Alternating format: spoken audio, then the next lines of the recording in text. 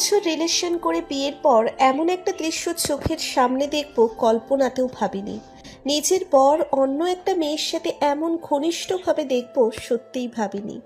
নিজের চোখে বিশ্বাস করতে কষ্ট হচ্ছে, যাকে এত ভালোবেসে পরিবারের সবাইকে ছেড়ে চলে এসেছি, সে আমাকে এভাবে ঠকালো। কিন্তু কেন? ও তো বলতো আমাকে অনেক ভালোবাসে। যদি ভালোই বাসে তাহলে এগুলো কি? সত্যিই কি ভালোবাসতো নাকি সব অভিনয়? না, আর ভাবতে পারছি না। আর দাঁড়ালাম না, নিচে নেমে এলাম। কাল আমি আদির জন্য পরিবারের সবাইকে ছেড়ে চলে এসেছি। বাড়িতে সবাইকে আদির কথা বলেছিলাম, কিন্তু কেউ আমাদের মেনে নেয়নি। আমাকে সবাই বলেছে আদি ভালো না, ওকে যেন বিয়ে না করি। কিন্তু আমি ওকে এতটাই ভালোবাসি যে সবার কথা না মেনে আদির মিথ্যে ভালোবাসায় অন্ধ হয়ে গিয়েছিলাম। তাই তো আদির এক কথায় সবাইকে ছেড়ে ওর হাত ধরে চলে আসি। আজ আমরা বিয়ে করেছি, কিন্তু রাতে আমার জন্য এমন একটা সারপ্রাইজ অপেক্ষা করছিল সত্যিই ভাবতে পারিনি। সবার বিরোধিতা করে যার কাছে আসলাম, সে আমাকে এভাবে ঠকালো। কথাগুলো ভেবে নিজেকে শেষ করে দিতে মন চাইছে। কেন আমি সবার বিরুদ্ধে গিয়ে ওকে বিশ্বাস করলাম? ভালোবাসার মানুষকে অন্য একটা মেয়ের সাথে দেখে বুকের ভেতরটা জ্বলে পুড়ে ছারখার হয়ে যাচ্ছে। আজকের এই রাত নিয়ে কতই না স্বপ্ন দেখিয়েছিল, শত স্বপ্ন কেন মাটি করে দিল। কি দোষ আমার? কথাগুলো ভাবছি আর কান্না করছি। হঠাৎ চোখ গেল খাটের ঘরে ময়লার ছুরিতে, মনে হচ্ছে গিফট। আমি কাছে গিয়ে ছুরি উপর করে দিলাম, আর সঙ্গে সঙ্গে ভেতর থেকে চিঠি আর গিফট প্যাকেট বের হলো, যা দেখে আমার পায়ের নিচ থেকে মাটি সরে গেল। এগুলো তো আমারই দেওয়া, কিছুদিন আগে যখন আমাদের রিলেশনের 3 বছর হয়েছে তখন দিয়েছি 2টা গিফট। ও একটা গিফটও খুলে দেখেনি। সব তো আমি যেভাবে দিয়েছিলাম সেইভাবেই আছে। যতগুলো চিঠি দিয়েছিলাম সব সেইভাবেই ভাঁজ করা। তার মানে এগুলো ও খুলে দেখেনি। যত দেখছি তত মনে হচ্ছে আদি আমাকে একটুও ভালোবাসে না। যদি ভালোবাসতো তাহলে এগুলো এভাবে ফেলে রাখতে পারতো না। তাহলে কি আদি কোনোদিন আমাকে ভালোবাসেনি? ভালো না বাসলে এতদিন এত ভালোবাসি বলতে সেগুলো কি ছিল? 3 বছর কি কম? আমার তো কখনো মনে হয়নি ও আমাকে ভালোবাসে না। আমার কত কেয়ার করতো, ওই তো আমার পেছনে ঘুরতো। আমি মেনে নিচ্ছিলাম না বলে সুইসাইডও করতে গিয়েছে। সব কি অভিনয় ছিল? ভালো না বাসলে বিয়ে কেন করলো? ওই মেয়েটাকেই যদি ভালোবেসে থাকে ওকেই বিয়ে করতো, আমায় কেন করলো? বসেই কান্না করতে লাগলাম। এর উত্তর দিতেই হবে। কেন আমার সাথে এমন করলো? কি অপরাধ এর জন্য এমন করেছে ওকে বলতেই হবে। আমার ভালোবাসা নিয়ে ছিনিমিনি কেন খেললো? হঠাৎ দরজা খুলে কেউ ভেতরে প্রবেশ করলো। আমি চোখ মুছে পেছনে তাকালাম। আদি এসেছে। আমাকে এভাবে দেখে একটুও অবাক হলো না। স্বাভাবিকভাবে তাকিয়ে চোখ ফিরিয়ে নিল। কিছু না বলেই বাথরুমে চলে গেল। আমি ভেবেছিলাম আমাকে এভাবে নিচে বসে কাঁদতে দেখলে হয়তো কিছু বলবে, কিন্তু ওর স্বাভাবিক চাহনি দেখে মনে হচ্ছে ও এটাই চাইছিল। এটা ভেবে আরো কষ্ট লাগছে। কেন এমন করছে? আমি উঠে দাঁড়ালাম। আদি বাথরুম থেকে ড্রেস চেঞ্জ করে এসেছে। এসে আমার দিকে না তাকিয়ে খাটের দিকে গেল। ও কি শুতে যাচ্ছে? মনে হয় আমার সাথে কোনো কথা বলছে না। আমি নিজেই ওর সামনে গিয়ে দাঁড়ালাম। আদি, তুমি কোথায় ছিলে এতক্ষণ? আদি আমার মুখের দিকে তাকিয়ে আমার হাত ধরে সামনে থেকে সরিয়ে দিল। আমি আবার গিয়ে দাঁড়ালাম। কি হলো বলো? আমি তোমাকে কিছু জিজ্ঞেস করছি। কার সাথে ছিলে এতক্ষণ আমাকে এখানে একা রেখে? তুমি তো আমায় ভালোবাসো, তাহলে কেন এমন করছো? আর আমার দেওয়া চিঠি, গিফট সব কিছু ফেলে দিয়েছো কেন? তুমি তো বলেছিলে ওইগুলো যত্ন করে রেখেছো। যা খুশি তাই করছি। আর আমি তোমাকে থাক, এখন প্রচন্ড ঘুম পাচ্ছে, সামনে থেকে সরো তো। কি বললে? তোমার ঘুম পাচ্ছে? আর আমি যে কষ্টে মরে যাচ্ছি। কি হয়েছে তোমার, বলো না প্লিজ। তুমি তো আমাকে ভালোবাসো, তাই না? তাহলে এসব কেন করছো? তোমার জন্য আমি আমার পরিবারের সবাইকে ছেড়ে চলে এসেছি। তা আমি কি করব? আমি কি তোমাকে জোর করেছি না? জোর করবে কেন? আমি তো তোমাকে ভালোবাসি তাই এসেছি। কিন্তু তুমি কি আমাকে ভালোবাসো? আমার কথায় আদি এমন কথা বলবে আমি সত্যিই ভাবিনি। মুখের উপর এই কথাটা বলতে পারলো কিভাবে? কিভাবে বলল? 3 বছর রিলেশন করে যাকে বিশ্বাস করে এখানে এসেছি, তার কাছে এমন কথা শুনে আর দাঁড়িয়ে থাকতে পারলাম না। ঠাস করে নিচে পড়ে গেলাম। তারপর আর কিচ্ছু মনে নেই। জ্ঞান ফিরে নিজেকে অন্ধকার ঘরে পেলাম। ভালো করে বোঝার চেষ্টা করছি আমি কোথায় আছি। এটা তো সেই রুম যেখানে আদি নিয়ে এসেছে। অন্ধকারের জন্য বুঝতে অসুবিধে হচ্ছিল। চারপাশে আদি খুঁজছি, কোথাও নেই। আমি তো আদির সাথে কথা বলতেছিলাম। ঘর অন্ধকার। আমাকে একা রেখে আবার কোথায় গেছে ও? ও তো তখন বলেছিল আমায় ভালোবাসে না। বলছিল নাটক, যা আমি সহ্য করতে না পেরে জ্ঞান হারাই। কিসের জন্য এই নাটক করলো? কেন? আমি কি এমন অপরাধ করেছি? কি করব, কি করা উচিত কিছুই বুঝতে পারছি না। কেন এমন করছে আমার সাথে? আবার আমাকে একা রেখে কোথায় চলে যায় উনি? আদির মা নেই, বাবা চট্টগ্রাম থাকে, ওইখানে বিজনেস করে। ঢাকায় আদি একাই থাকে। আমরা বিয়ে করেছি সেটা সে জানে নাকি আমি জানি না। আমি মেঘনা। আমরা মধ্যবিত্ত পরিবারের, বাবা মা আর ভাই। আমি ছোট। বাবা একজন সরকারি চাকুরিজীবী ছিলেন, বর্তমানে অবসর আছেন। মা হাউসওয়াইফ, ভাই পুলিশ অফিসার। বাড়িতে সবাইকে যেদিন জানিয়েছিলাম, সকাল থেকে আদির কোনো কল আসেনি সারাদিন। অনেকবার ট্রাই করেছি। প্রচুর চিন্তা হচ্ছে কেন ফোন দিচ্ছে না, আর আমার ফোন কেন রিসিভ করছে না। এইসব চিন্তা করতেছি। রাতে ড্রয়িং রুমে বসে এইসব ভাবছি। বাড়ির সবাই অবশ্য ভাবছে আমি এমন করছি কেন। সারা দিন কিছু খাইও নি। মা অনেক বলেছে কি হয়েছে আমার। আমি কিছু না বলেছি। ভাইয়া অফিস থেকে এসে আমাকে গোমরা মুখ করে বসে থাকতে দেখে অনেক কিছু জিজ্ঞেস করেছে। আমি কিছু বলিনি। আর বলবো কি করে? ভাইয়া জানলে অনেক বকবে আমি জানি। চিন্তা করতে করতে রুমে এসে বসলাম। অমনি ফোন বেজে উঠল। আমি তো দ্রুত ফোন নিয়ে নিলাম হাতে। এটা আদির কল। রিসিভ করে তো কান্না করে দিলাম। আদি, তুমি আমাকে ভালোবাসো না তাই না? ভালোবাসলে কি আজ সারা দিন আমাকে ফোন না দিয়ে থাকতে পারতে? মেঘনা, তুমি এত ছেলে মানুষই কেন বলো তো? আর কখন বললাম তোমায় ভালোবাসি না?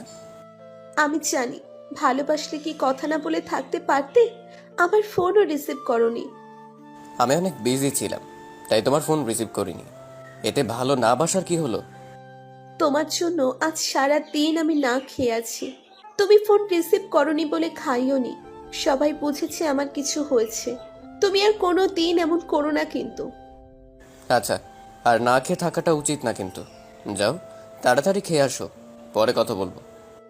না, এখন খাবো না। আগে আই লাভ ইউ বলো। ওই পাশ থেকে কিছু শোনার আগেই কারো চিৎকার শুনলাম। ভয়ে আমার আত্মা শেষ। এটা তো ভাইয়ার কণ্ঠ। হাত থেকে ফোন পড়ে গেছে। পেছনে তাকিয়ে দেখি ভাইয়া আগুন চোখে আমার দিকে তাকিয়ে আছে। ভাইয়া কি শুনে ফেলেছে? আব্বু আম্মু ভাইয়ার চিৎকার শুনে দৌড়ে আসে। ভাইয়া আমার কাছে এসে ঠাস করে গালে চড় বসিয়ে দিল। আমি অবাক হয়ে ভাইয়ার মুখের দিকে তাকিয়ে আছি। ভাইয়া এত সহজে মারে না আমাকে। খুব বড় কোনো অন্যায় করলে এমন জোরে মারে। তার মানে ভাইয়া সব শুনেছে। চর খেয়েছে, ব্যথা পেয়েছে, তার থেকে বেশি ভয় লাগছে ভাইয়া সব শুনে ফেলেছে বলে।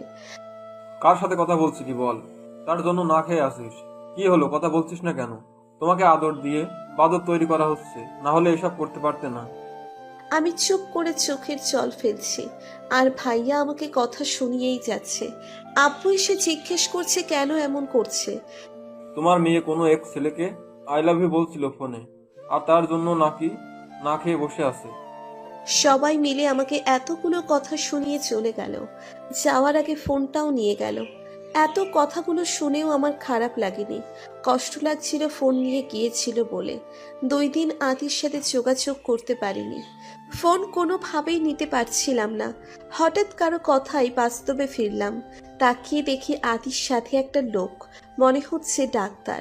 তাহলে আদি কি ডাক্তার আনতে গিয়েছিল? আমাকে যদি ভালো না বাসে তাহলে ডাক্তার আনতে কেন গিয়েছিল?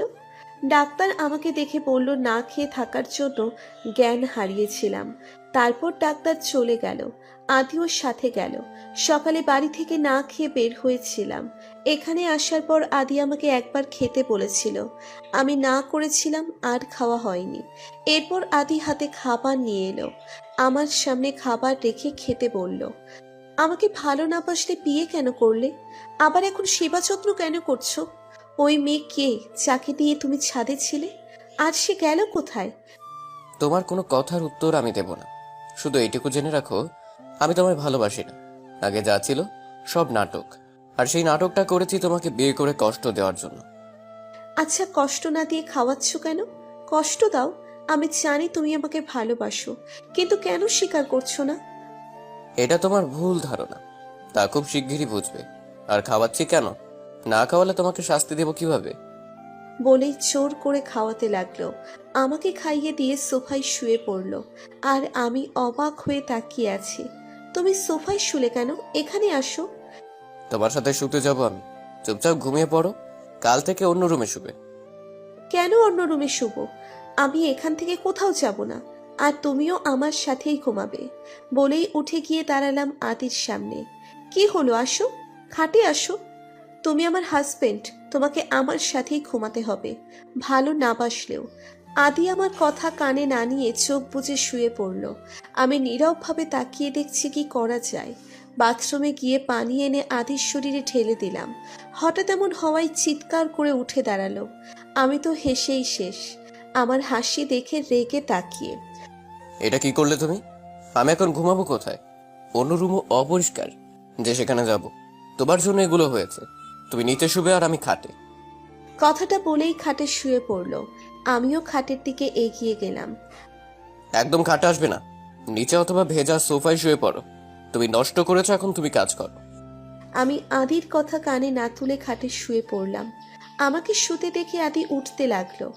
আমি ওর হাত টেনে ধরে রাখলাম। প্লিজ আদি, চেয়েও না। আমার না খুব খারাপ লাগছে, সত্যি অনেক খারাপ লাগছে। তুমি আমাকে ধোঁকা দেবে আমি এখনো বিশ্বাস করিনি। এগুলো সব মিথ্যা, তাই না বলো? সব মিথ্যা। তুমি আমাকেই ভালোবাসো। সব সত্যি মেঘনা, আমি সত্যিই তোমাকে ভালোবাসি না। কখনো না। তুমি আমাকে ঠকাতে পারো না। আমি তোমার জন্য পরিবারের সবার বিরুদ্ধে গিয়েছি। কেন এমন করলে? ভালো না বাসলে কেন ঠকালে বলো প্লিজ। বলবো, কিন্তু এখন না। এখন বলো প্লিজ, কি এমন কারণ যার জন্য আমার জীবনটা নষ্ট করে দিলে? তোমাকে কথা দিতে হবে একটা। কি কথা? আমি সব দিতে রাজি, তবুও বলো, আমার কি অপরাধ যার জন্য আমাকে এভাবে ঠকালে? এখন আমি কিচ্ছু বলবো না মেঘনা। যেদিন তুমি সব জানবে সেদিন আমার লাইফ থেকে তোমাকে চিরদিনের জন্য চলে যেতে হবে। আদি, এমন একটা কথা তুমি বলতে পারলে? আমি তোমাকে ছেড়ে চলে যাব? এটা কখনো না। তোমাকে ছাড়া আমি থাকতে পারবো না। প্লিজ অন্য কিছু বলো। আর আমি কোথায় যাব বলো? বাড়িতে কেউ আমাকে উঠতে দেবে না। এখন তুমি ছাড়া আর কে আছে আমার? তাহলে আমি কিছু বলতেও পারবো না। যেদিন যেতে পারবে সেদিন শুনতে এসো। কথাটা বলে উঠতে লাগলো। আমার খুব ঘুম পাচ্ছে আদি, আমি একটু ঘুমাতে চাই। এত শখ আমি নিতে পারছি না। তোমার বুকে একটু ঘুমাতে চাই। বলেই আদির বুকে মাথা রাখলাম। প্রথমে উঠতে চাইলেও পরে আর ওঠেনি। আমি কখন ঘুমিয়ে গেছি জানি না। সকালে নিজেকে মনে হচ্ছে কেউ বেঁধে রেখেছে। তাকিয়ে দেখি আদির বুকে আমি, আর সে আমাকে আষ্টে পৃষ্ঠে জড়িয়ে ধরে ঘুমুচ্ছে। এটা দেখে মুখে হাসি ফুটে উঠল। কাল তো আমার সাথে শুতেই চাইলো না, আর এখন এভাবে ঘুমোচ্ছে। মাথাটা উঁচু করে মুখের দিকে তাকালাম। কত মায়াবী লাগছে দেখতে। আমি তো এটাই চাইছিলাম, সকালে ঘুম থেকে আগে আদির মুখ দেখব। তা আমার পূরণ হয়েছে। কিন্তু কি কারণ আছে যার জন্য আমার সাথে আদি এমন করছে? আমাকে জানতেই হবে। কিছুক্ষণ আদির মুখের দিকে তাকিয়ে থেকে ওর কপালে একটা কিস করলাম। সাথে সাথে মনে হলো ভূমিকম্প হলো, আর আমি খাট থেকে নিচে পড়ে গেলাম। কি হলো কিছু বুঝতে পারলাম না। উফ, মাজায় ব্যথা পেয়েছি। ওপরে তাকিয়ে দেখি আদি আমার দিকে আগুন চোখে তাকিয়ে আছে। হঠাৎ এত রাগের কি হলো বুঝলাম না। আমি অবাক নয়নে তাকিয়ে আছি আদির দিকে, রাগ মিশ্রিত চোখে তাকিয়ে আছি। কি হচ্ছে আদি? তুমি আমাকে এভাবে ধাক্কা দিলে কেন? তো ধাক্কা দেবো না আদর করবো নাকি কোলে বসে? তোমার সাহস কি করে হলো আমাকে টাচ করার? মানে কি বলতে চাইছো? তোমাকে আমি টাচ করতে পারবো না? না। কেন? তুমি আমার স্বামী, আমার পুরো অধিকার আছে তোমাকে টাচ করার। আছে, কিন্তু আমি তোমাকে সেই অধিকার দেইনি, আর দেব না। আমি অন্য কাউকে ভালোবাসি। কিছুদিন পর তাকে বিয়ে করব। তোমাকে শুধু কষ্ট দেওয়ার জন্য আমি বিয়ে করেছি। খুব তাড়াতাড়ি তোমাকে ডিভোর্স দিয়ে নিশিকে বিয়ে করব। তাই আমার থেকে দূরে থাকবে। কথাটা বলেই আদি ওয়াশরুমে চলে গেল। আমার দিকে ফিরেও তাকালো না, এতটাই ঘৃণা করে। আর কি বলল, নিশিকে ভালোবাসে। কে এই নিশি? সেদিন রাতে যাকে দেখেছিলাম সেই কি নিশি? এভাবে বলতে পারলো অন্য মেয়েকে ভালোবাসার কথা? আর কি বলল, ডিভোর্স দেবে। আমাকে না এটা কিছুতেই হতে দেব না। আমি কখনো ডিভোর্স দেব না। শত অপমান করুক, কষ্ট দিক, আমি আদিকে ছেড়ে কোথাও যাব না। আমাকে খুঁজে বের করতেই হবে কি কারণে এত ঘৃণা আদির মনে আমার জন্য। বাড়ির কথা খুব মনে পড়ছে। মা, বাবা, ভাইয়া সবাই কেমন আছে? সবাই আমাকে হয়তো ঘৃণা করছে, আর ভালোবাসবে না কেউ। সবাইকে পর করে চলে এসেছিলাম যার হাত ধরে, বিশ্বাস করে, সেও তো আমাকে কষ্ট দিচ্ছে। আদি আমাকে বাড়ি থেকে তাড়িয়ে দিলে কোথায় যাব আমি? বাড়িতে যাওয়ার মুখ নেই, কারোর সামনে যেতে পারবো না। খুব তাড়াতাড়ি সব জানতে হবে। পুরো শরীর ব্যথা হয়ে গেছে, উঠতেও পারছি না। আগে আমি একটু ব্যথা পেলে আদি পাগলের মতো হয়ে যেত, আর এখন নিজেই ব্যথা দিচ্ছে। কেন এত বদলে গেলে তুমি আদি? আবার আগের মতো হয়ে যাও না। কি হলো, এখনো সেখানেই বসে আছো কেন? যাও, ফ্রেশ হয়ে রান্না করো, আমি অফিসে যাব। আর একদম ন্যাকা কান্না কাঁদবে না, আমার অসহ্য লাগে এসব। আমার কান্না তোমার কাছে অসহ্য লাগছে? হ্যাঁ। ভালো। আর কি যেন বললে, রান্না করতে? তুমি ভালো করেই জানো আমি রান্না করতে পারি না। পারো না বললে হবে না। আমার এখন খিদে পেয়েছে, যাও তাড়াতাড়ি রান্না করো। দরকার পড়লে অনলাইনে দেখে নাও, তবু তোমাকেই রান্না করতে হবে। আমার পুরো শরীর ব্যথা করছে আদি, আমি রান্না করতে পারবো না। তুমি অন্য কাউকে বলো। অন্য কাকে বলবো? এখানে আমি আর তুমি ছাড়া কেউ নেই, সো তোমাকেই রাখতে হবে। কেউ নেই মানে? তাহলে কাজ করবে কে? কেন তুমি করবো? আমি করব? তুমি তাড়াতাড়ি যাও, নইলে আমি তো বাইরে গিয়ে খেতে পারবো। কিন্তু তুমি কি খাবে? নিজের খিদে লাগলে রান্না করো। বলেই আদি রেডি হতে লাগলো। আমি কষ্ট করে উঠে বাথরুমে গেলাম, গোসল করে পড়লাম মহা বিপদে। এখন কি পরবো? আমার তো এখানে জামা কাপড়ও নেই। শীত করছে, কিন্তু বের হতে পারছি না। আদি রুমে আছে। কি হলো, আজ কি আর বের হবে না নাকি? এতক্ষণ লাগে কারো? আমি কিন্তু বসে আছি, না খেয়ে যাবো না। তাড়াতাড়ি আসো, রান্না তোমাকে করতেই হবে। আমার ড্রেসগুলো আনিনি, প্লিজ দেন না, না হয় বের হতে পারবো না। কি মেয়ে তুমি, কেউ ড্রেস ছাড়া গোসল করে? প্লিজ দাও না, আমার মনে ছিল না। দরজাটা খোলো। দরজা খুলবো কেন? আপনি না আমাকে বউ বলে মানেন না? তাহলে এটা কিন্তু ঠিক। আহ, আমার এত তোমাকে দেখার ইচ্ছে নেই, তোমার ড্রেস নেওয়ার জন্য দরজা খুলতে বলেছি। ও, দরজা খুলে একটু ফাঁক করে হাত বের করে জামা নিলাম। কিছুক্ষণ পর, এত সময় লাগে রান্না করতে? এত অকর্মার ঢেকি তোমার আগে কাউকে দেখিনি। নিজে রান্না করে খান, তাহলে আমাকে দিয়েছেন কেন রাতে? অনেক কষ্টে রুটি আর ডিম ভাজলাম, জীবনে ফার্স্ট রান্না করলাম। রুটিটা পুড়ে পুড়ে গেছে, কিন্তু রান্না করেছি এই অনেক। হাতে ছ্যাঁকাও খেয়েছি। খাবার নিয়ে আদির সামনে রাখলাম। অনেক খুশি হয়েই গেলাম, কিন্তু খুশি বেশিক্ষণ থাকলো না। এগুলো কি সব তো পুড়ে গেছে, এসব কি খাওয়া যায়? বলেই সব ফেলে দিল।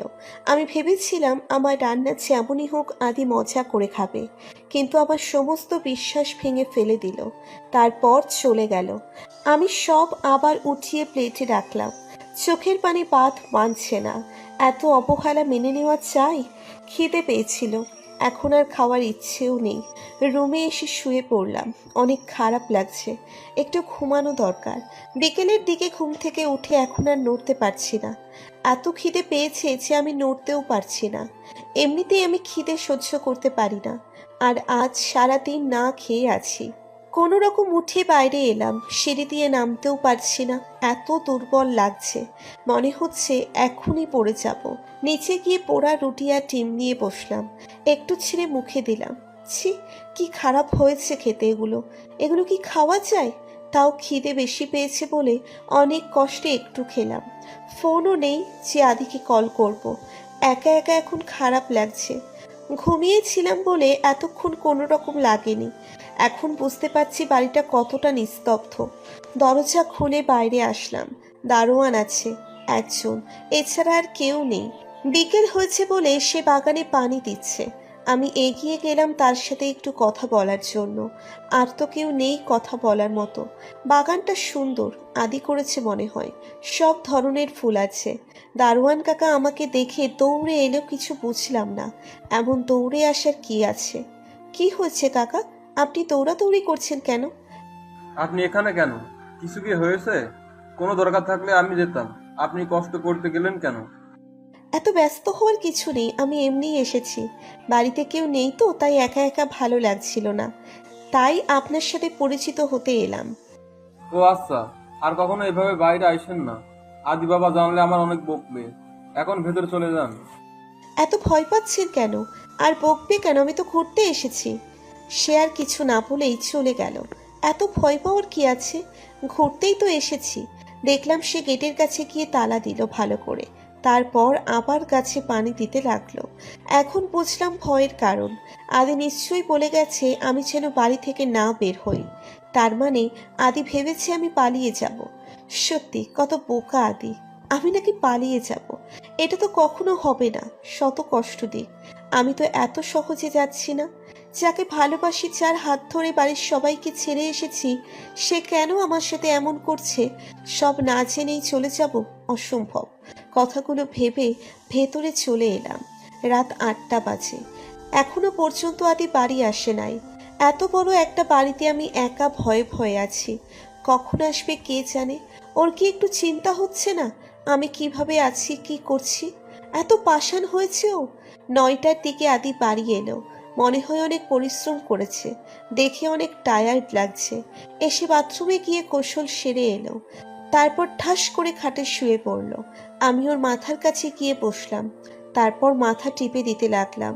ও আমার হাত নিজের হাতের মুঠোয় নিয়ে বিড়বিড় করে কি যেন বলতে লাগলো। তারপর হাতটা ওর বুকে চেপে ধরলো। আমি ওর কথা বোঝার জন্য কানটা ওর মুখের কাছে এগিয়ে নিলাম, কিন্তু কিছুই বুঝতে পারছি না। আদি কি বলছো? আমি তো কিছু বুঝছি না। এখন আর কথা বলছে না। মুখের দিকে তাকিয়ে দেখি ঘুমিয়ে গেছে। কি বলতে ছিল আদি? শুধু ধোকা দিয়েছে কেন? এটা বুঝেছি কে কাকে ধোকা দিয়েছে।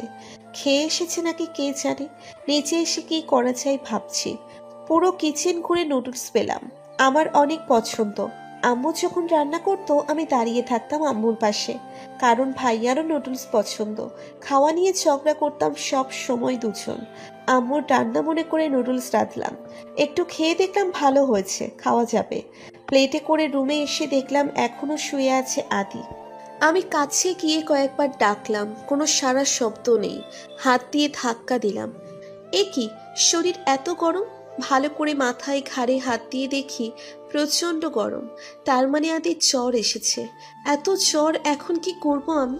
আমি তো কাউকে চিনিও না। এখানকার ডাক্তার পাবো কই? আমার জ্বর আসলে আম্মু পানি ভিজিয়ে দিত। আমিও তাই করি, দেখি কাজ হয় নাকি। অনেকক্ষণ দিলাম কিন্তু কিছুই হচ্ছে না। আদির নাম্বার নিয়ে দারোয়ান কাকাকে ফোন দিলাম, সেও ফোন ধরছে না। কয়েকবার দিয়ে রেখে দিলাম। মনে হয় ঘুমিয়ে পড়েছে। একটু পরে কলিং বেল বাজানোর শব্দ পেলাম। এত রাতে আবার কে এলো? দরজার কাছে এসে বললাম, কে? ম্যাডাম, আমি শফিক, আপনাদের দারোয়ান। আমাকে ফোন দিয়েছিল আদি বাবা। ও হ্যাঁ, আপনি তোমার ফোন রিসিভ করছিলেন না। দরজা খুললাম। কি হয়েছে ম্যাডাম? এত রাতে ফোন দিয়েছিল কেন আদি বাবা? আদি না, আমি দিয়েছিলাম। কেন, কি হয়েছে? আদির অনেক জ্বর এসেছে। আমি কি করব ভেবে পাচ্ছি না। আপনি একটু ডাক্তারকে খবর দিতে পারবেন? পারবো। আপনি এত চিন্তা করেন না, আমি আসছি। একটু পর শফিক ডাক্তার নিয়ে আসে। 2 দিন জ্বর থাকে আদির। এত কষ্ট হচ্ছিল আমার, উঠতে পারে নাই। আমাকে কিছু বলেও নি। এই 2 দিন আমি ওর সাথেই থেকেছি। দারোয়ান কাকাকে বলে বাইরে থেকে খাবার আনিয়ে খাওয়া হয়েছে। এদিকে মেঘনার বাবা মা মেয়ের চিন্তায় শেষ। আমার মেয়েটা কোথায় চলে গেল? 4 দিন হয়ে গেছে মেয়েটা নিখোঁজ। তুমি যদি মেনে নিতে ওই ছেলেকে, তাহলে আজ আমার মেয়ে চলে যেত না। কোথায় আছে, কি করছে কে জানে। ওই মেয়ের জন্য কেঁদে কি হবে? সে কি আমাদের কথা একটাবারও ভেবেছে? নিজের জন্য আমাদেরকে পর করে অন্য একটা ছেলের হাত ধরে চলে গেছে। ওই মেয়ের জন্য আর কাঁদবে না। তুমি বুঝবে না মায়ের মন। মেয়ে শত খারাপ হলেও মা কখনো তাকে ভুলতে পারে না। আমিও পারবো না। তুমি আমার মেয়েকে ফিরিয়ে দাও। ওর যার সাথে খুশি থাক, মেনে নাও। 2 দিন তো কম খুঁজলাম না।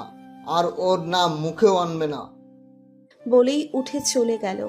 রুমা বেগম মেয়ের জন্য কষ্ট পাচ্ছে। মায়েরা এমনই হয়, সন্তান শত ভুল করলেও ক্ষমা করে দেয়। মেঘনার ভাই। মেঘ অফিস থেকে সোজা চলে গেছে বন্ধুদের সাথে আড্ডাখানায়। কি রে মেঘ, তুই এখানে কেন? বন্ধ ছাড়া তো আসিস না, আজ একেবারে অফিস থেকে এখানে চলে এলি। কিছু না বলে মদের বোতল হাতে নিয়ে খেতে লাগলো। এটা কি করছিস? আজ এলো, খাচ্ছিস কেন? বাড়ি যাবি না? আন্টি তোকে এভাবে এখন দেখলে অনেক কষ্ট পাবে, কিন্তু এমনিতেই মেঘলাকে খুঁজে পাওয়া যাচ্ছে না। আমি পারছি না আর, আমার অনেক কষ্ট হচ্ছে, এগুলো না খেলে আমি পাগল হয়ে যাব। তোর বাবা মার জন্য নিজেকে শক্ত রাখা উচিত। অনি ঠিক বলেছে। ওই সব ভুলে বাড়ির সবার জন্য খুশি থাক, ভালো থাক। মেঘলার কোনো খোঁজ পেয়েছিস? না রে, পাইনি। অনেকক্ষণ থেকে বাড়ি ফিরে এলো মেঘ। আজকে খাওয়াটা বেশি হয়ে গেছে। নিজেকে কন্ট্রোল করা, কলিং বেল দেওয়ার সাথে দরজা খুলল। আম্মু আজও জেগে আছে। কি রে, এলি কেন? তুইও চলে যা আর একজনের মতো। আসতে হবে না, কাউকে দরকার নেই। না। তুই মদ খেয়েছিস? না মানে?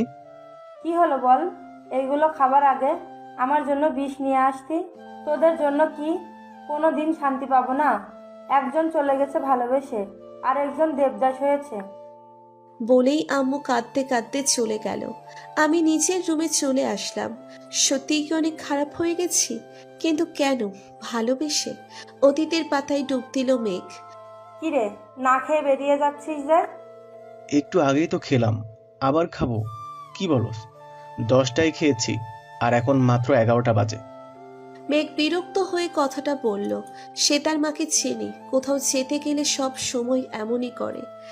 তাই কি হয়েছে? খেয়েছিস বলে একটু পর তো খিদে পাবে। আমি খাবার টিফিন বক্সে করে রেখেছি, ওইটা নিয়ে যা, রাস্তায় খেয়ে নিস।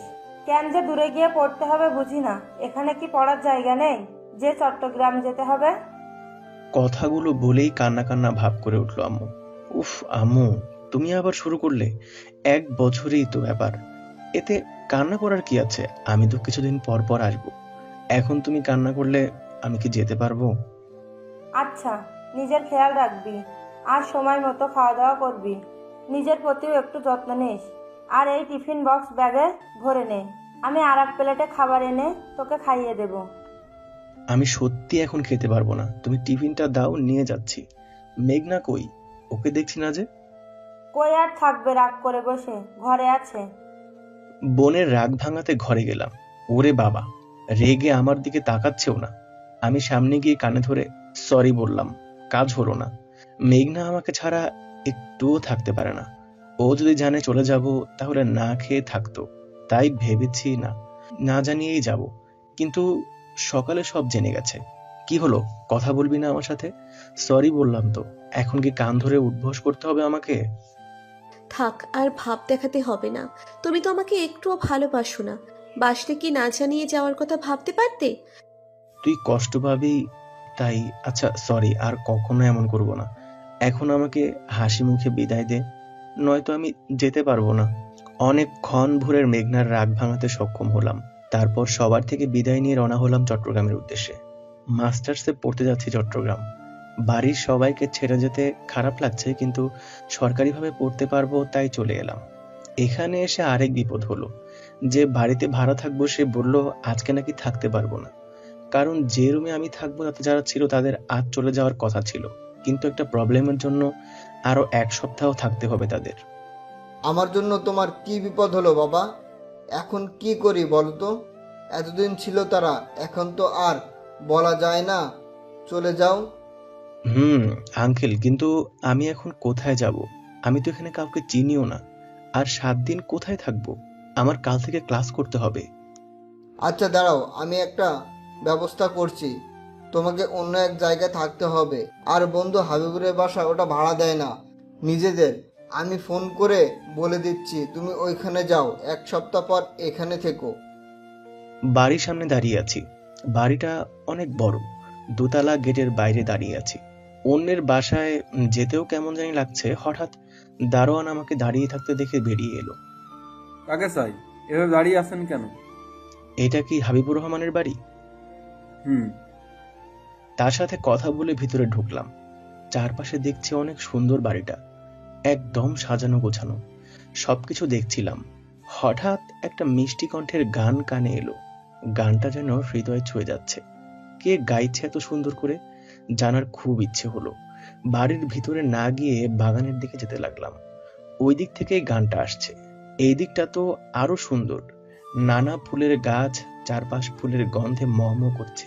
মুগ্ধতার সাথে দেখছি আর এগিয়ে যাচ্ছি। হঠাৎ দেখলাম একটা মেয়ে গান গাইছে আর নাচছে অন্যদিকে, যার জন্য আমি মুখ দেখতে পারছি না। আমি দেখার চেষ্টা করছি কিন্তু অন্যদিকে ঘুরে আছে। মেয়েটা একটা নীল রঙের ফ্রক আর সাদা ওড়নাটা কোমরে বেঁধে রেখেছে, চুলগুলো বেনি করে রেখেছে। হঠাৎ নাচতে নাচতে আমার দিকে ঘুরলো আর সাথে সাথে চিৎকার করে উঠলো। আমি কিছু বুঝলাম না, মেয়েটার সাথে আমিও চিৎকার করে উঠলাম। মেয়েটি হঠাৎ চিৎকার থামিয়ে অবাক চোখে আমার দিকে তাকালো, আর আমি মেয়েটির চোখে হারিয়ে গেছি। অসম্ভব সুন্দর দেখতে। মুগ্ধ হয়ে তাকিয়ে আছে মেয়েটির দিকে, অন্য কোনো দিক খেয়ালই নেই। হঠাৎ চেঁচামেচিতে বাস্তবে ফিরলাম। মিস্টার, আপনি কে আর এভাবে চিৎকার করলেন কেন? আমি তো আপনার চিৎকার শুনে চিৎকার করলাম, আপনি চিৎকার করলেন কেন? আমি তো আপনাকে দেখে চিৎকার করেছি, কিন্তু আপনার চিৎকারের কারণটা ঠিক বুঝলাম না। আপনি কে আর এখানে কি করছেন? ওয়েট ওয়েট, আপনি কি চুরি করতে এসেছেন? হ্যাঁ। ঠিক, আমি শুনেছি এখন চোররা ভালো পোশাক পরে আসে আমাদেরকে বোকা বানানোর জন্য। মিষ্টি মিষ্টি কথা বলে, তারপর সবকিছু নিয়ে চলে যায়। কিন্তু আপনার আশা সফল হবে না। আমি আপনাকে চিনে ফেলেছি। আব্বু, আব্বু, কোথায় তোমরা? চোর ধরেছি। এই কোন বিপদে পড়লাম রে বাবা, এই মেয়ে তো অনেক সাংঘাতিক, আমাকে চোর বানিয়ে দিল। আব্বু, আম্মু, হাশেম কাকাকে কোথায় আছে? তাড়াতাড়ি আসো এদিকে, আমি চোর ধরেছি। বলেই মেয়েটি আমার হাত চাপড়ে ধরলো। আমি বলছি চোর না, অথচ মেয়েটি আমার কথা কানেই নিচ্ছে না। চিল্লাচিল্লি করে ডেকেই চলেছে। নিরুপায় হয়ে চুপ করে দাঁড়িয়ে আছি। একটা মধ্যবয়স্ক মহিলা এলো মনে হয়, এর মা, আর সাথে আরেকজন, ইনি হয়তো এর বাবা। দৌড়ে আমার কাছে এসে দাঁড়ালো। কি হয়েছে অনু, তুই এইভাবে চিল্লাচিল্লি করছিস কেন? আর এই লোকটাকে এভাবে ধরে রেখেছিস কেন? তার মানে মেয়েটার নাম অনু? আম্মু, ইনি চোর, আমি ধরেছি হাতে নাতে। দেখো, বাড়ির পেছনের দরজার দিকে যাচ্ছি, কিন্তু আমি এখানে ছিলাম বলে যেতে পারিনি। আমি চোর না, আর কতবার বলবো? চোরেরা কি স্বীকার করে যে আমি চোর? অনু রাগী চোখে আমার দিকে তাকিয়ে। আচ্ছা, ওকে দেখে চোর মনে হচ্ছে না? তোর হয়তো ভুল হচ্ছে অনু। আব্বু, আমার কেন ভুল হবে? সে ভালো পোশাক পরেছে বলে কি চোর হতে পারে না? আচ্ছা, তোমার নাম কি বলো তো? জি, মেঘ। আমি আপনার বাসায় এক সপ্তাহ থাকতে এসেছিলাম, আপনাকে কি ফোন করে বলেনি? ও বলেছে কিছুক্ষণ আগে। তুমি সেই অনু? ইনি কোনো চোর না, তোমার আঙ্কেল পাঠিয়েছে। সরি বলো, না জেনে এমন হেনস্থ করা উচিত হয়নি তোমার। অনু আমার হাত ছেড়ে কিছুটা লজ্জা পাওয়ার মতো সরি বলল, তারপর দৌড়ে চলে গেল। কিছু বুঝলাম না এভাবে যাওয়ার কারণ। তুমি কিছু মনে করো না ওর ব্যবহারে। আসলেই কয়দিন আগে একজন চোর এসেছিল তোমার মতো ভালো পোশাক পরে। আমি বাড়ি ছিলাম না, সে এসে পরিচয় দিয়েছিল আমার পরিচয়। চুরি করতে গিয়েছিল, কিন্তু আমার মেয়ের মাথায় সে বুদ্ধি, তাকে ধরে পুলিশের হাতে দিয়েছিল। আজও তোমাকে দেখে এমন বলছে। না না, ঠিক আছে, আমি কিছু মনে করিনি। চলো ভিতরে। তার সাথে বাড়ির ভিতরে গেলাম। সে একটা রুমে নিয়ে এলো আমাকে। তুমি এই রুমেই থাকতে পারো, এটা আমার ছেলের রুম। বাড়ি তো ভাড়া দেই না, তাই গেস্ট রুম পরিষ্কার করা নেই। কিন্তু তবু আপনার ছেলে যদি কিছু মনে করে? না, সে তো বাড়ি নেই, বিদেশে পাঠিয়েছি 2 বছর, ওইখানে কোর্স শেষ করে আসবে। ও আচ্ছা। উনি চলে গেল। আমি ফ্রেশ হয়ে ঠাস করে খাটে শুয়ে পড়লাম। কখন ঘুমিয়ে পড়েছি টেরই পাইনি। কারো ডাকে জাগনা পেলাম, তাকিয়ে দেখি অনু দাঁড়িয়ে আছে। ধরফরিয়ে উঠলাম। কখন যে ঘুমিয়ে পড়েছিলাম টেরই পাইনি। ফোন হাতে নিয়ে দেখলাম 9টা বাজে, 20টার বেশি কল। সবগুলো বাড়ি থেকে ফোন দিয়ে জানানোর কথাও মনে ছিল না। আমি আপনাকে ডাকছি আর আপনি উঠেই ফোন নিয়ে পড়লেন। কেন ডাকছি জানতেও চাইলেন না। এটা কেমন অভদ্রতা? খেয়ালই ছিল না একজন আমার সামনে দাঁড়িয়ে আছে। ওহ সরি, আসলে বাড়ির থেকে অনেকগুলো ফোন আসছে তো তাই। আপনাকে নিচে খাবার জন্য ডাকছে। বলেই চলে গেল। মেয়েটা জানি কেমন একটা, এই রাগ দেখায় আবার এই অভিমান করে। আমি বাড়িতে ফোন দিয়ে কথা বললাম, সাথে বকাও খেলাম ফোন না ধরার জন্য। তারপর নিচে গিয়ে খেয়ে এলাম। রুমে এসে দেখলাম অনু মেয়েটা বসে আছে। আপনার নাম কি? ঢোকার সাথে সাথে জিজ্ঞেস করলো মেঘ। বাড়ি কোথায়? ঢাকা। কিসে পড়েন? এই মেয়ে তো আমার মনে হচ্ছে আমার ইন্টারভিউ নিচ্ছে মাস্টার্সে। তারপর আর কিছু না বলে চলে গেল। আমি হাবলার মতো তার যাওয়ার দিকে তাকিয়ে ভাবছি, এগুলো জিজ্ঞেস করলো কেন, আর আমি উত্তরই বা দিলাম কেন। পরদিনের কথা। পরদিন সকালে ঘুম থেকে উঠে বারান্দায় দাঁড়ালাম। হঠাৎ নিচে চোখ গেল।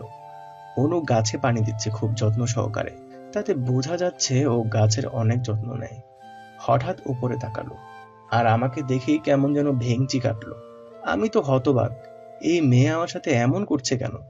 সকালে নাস্তা করতে আন্টি ডাকতে এলে নিচে এলাম। খাবার খেয়ে ভার্সিটিতে চলে এলাম। নতুন কিছু ফ্রেন্ড হলো, ক্লাসগুলো ভালোই গিয়েছে। 3টার দিকে বাড়ি আসলাম। গেটের ভিতরে ঢুকতে মনে হলো কিছু ছুঁড়ে মারা হলো সামনে তাকিয়ে। অবাক, অনুর পুরো শরীর ভেজা আর কাঁদা ভরা মাটি ভেজা।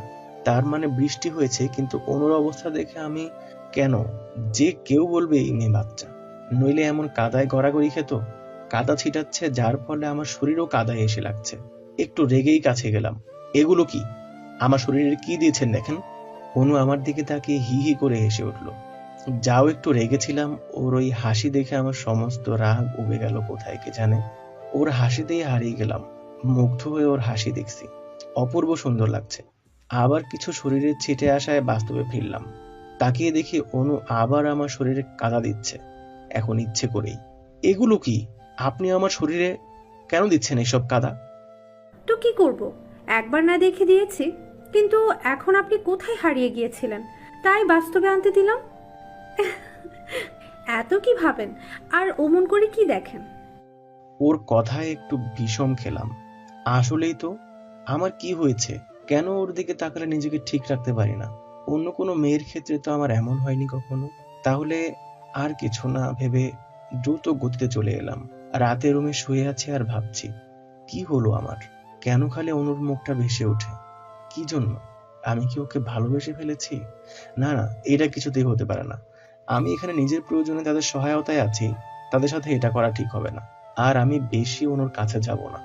2 দিন যেদিকে অনু আছে সেদিকে কম গিয়েছি, কিন্তু অনুর সাথে কথা বলার ইচ্ছে কিছুতেই দমাতে পারিনি। খুব করে চাই ওকে। তাদের বিশ্বাস ভাঙতে চাই না বলে নিজেকে দূরে রাখতে চাই, কিন্তু অনু একটু পর পর এটা ওটা বলেই থাকে। 5 দিনের দিন ছাদে বসে বাড়িতে কথা বলছিলাম। মনে হচ্ছে কেউ আমার পেছনে দাঁড়িয়ে আছে। কথা শেষ করে তাকিয়ে দেখি অনু আগুন চোখে তাকিয়ে আছে। কিছু বুঝতেছি না, এভাবে রাখছে কেন। হঠাৎ আমার কাছে এসে ঠাস করে ফোনটা নিয়ে ফেলে দিয়ে দিত। আমি তাড়াতাড়ি করে ফোনটা নিয়ে নিলাম। এসব কি অনু? আপনি আমার ফোন ছুঁড়ে ভাঙতে যাচ্ছিলেন কেন? আপনি কার সাথে কথা বলছিলেন? কেন? বলুন। যার সাথে যে তার সাথে কথা বলছি তা আপনাকে কেন বলবো? হঠাৎ আমার কলার ধরে চিৎকার করে বলতে লাগলো, বলবেন, বলতে বাধ্য, কারণ আমি আপনাকে ভালোবাসি। অন্য কোনো মেয়েকে আপনি আই লাভ ইউ বলতে পারেন না। অনুর মুখে এই কথাগুলো শুনে এতটাই শক হয়েছিলাম যে কতক্ষণ কথা বলতে পারিনি নিজেও জানি না। এখন আমি আমার ভাড়া করা বাসায় আছি, এই কথাগুলো ভাবছিলাম। হঠাৎ ফোনের শব্দ এলো কানে। ফোন হাতে নিয়ে দেখে অনু কল করেছে। 1 মাস হয়েছে আমি অনুদের বাড়ি থেকে চলে এসেছি। এখন আমাদের রিলেশন চলছে। সেদিন অনু না বললে হয়তো এটা সম্ভব হতো না। হ্যালো। কি ব্যাপার? কি সকাল থেকে তোমার কোনো পাত্তাই নেই? ভার্সিটি থেকে এসে একটা ঘুম দিয়েছিলাম, তাই আর ফোন দেওয়া হয় নাই, সরি। আচ্ছা, মাফ করলাম, কাল দেখা করব। কাল? কিন্তু আমার তো ক্লাস আছে। আমি কিছু শুনতে চাই না, কালই দেখা করব। বলেই ফোন রেখে দিল। অনু লজ্জায় লাল হয়ে আছে। মেঘ পলকহীন তাকিয়ে আছে অনুর দিকে। মেঘ মুগ্ধ নয়নে তাকিয়ে আছে, কারণ আজ অনু তাকে অনেক বড় সারপ্রাইজ দিয়েছেন। নীল কালারের শাড়ি পরে এসে অপূর্ব লাগছে, কিছুতেই চোখ সরানো যাচ্ছে না। মেঘ হাত উঠিয়ে অনুর খোলা চুলগুলো মুখের উপর থেকে কানে গুজে দিল। আজ কি আমাকে পাগল করতে হবে এসেছো? কি? তুমি তো বলেছিলে তোমার শাড়ি পছন্দ না, কখনো পরতেও না, তাহলে আজ পরলে যে? আমার পছন্দ না, কিন্তু তোমার তো পছন্দ। হুম। তোমার জন্য আমিও পছন্দ পাল্টে ফেললাম। সত্যি? না, মিথ্যা সব। ধুর। মেঘ রাগ করে অন্যদিকে তাকালো। অনু বুঝেছে রাগ করেছে, কি করে রাগ কমাবে ভাবছে। হঠাৎ করে অনু মেঘকে জড়িয়ে ধরলো। মেঘ তো অনুর জড়িয়ে ধরায় শকড হয়ে আছে। কি হলো? এত শখ হওয়ার কি আছে? তোমাকে কি জড়িয়েও ধরতে পারবো না নাকি?